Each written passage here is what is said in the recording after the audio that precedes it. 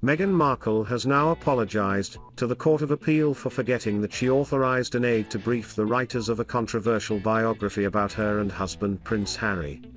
The couple have always claimed that there was no collaboration between them and the authors, but in a witness statement, former Communications Secretary Jason Knauf claimed that he was authorised by Meghan to help them.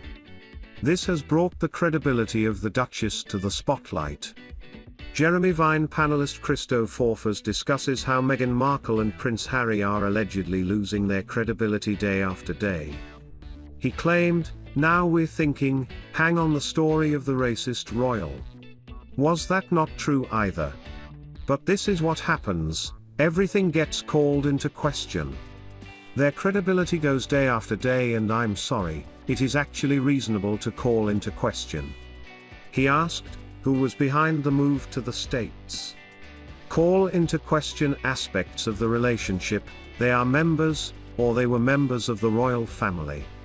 They still want to use their royal titles. They are living this sort of half-in half-out life. Oh, you know what, we're royal enough to get $150 million from Netflix, but not quite royal enough in order to have to deal with negative headlines.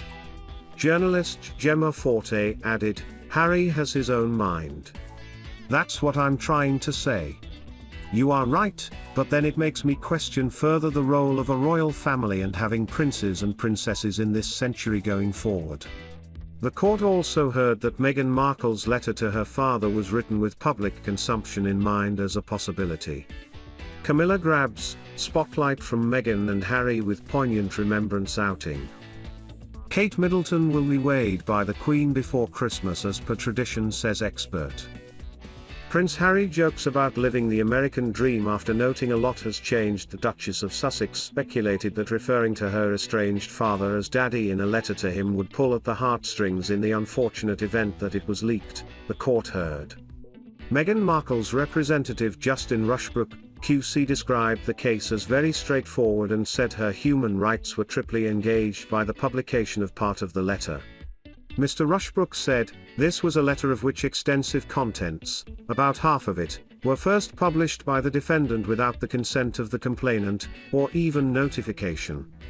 The court heard 585 out of 1,250 words had been republished in the 5 articles, in a plain and serious misuse of her private information, Meghan's barristers said.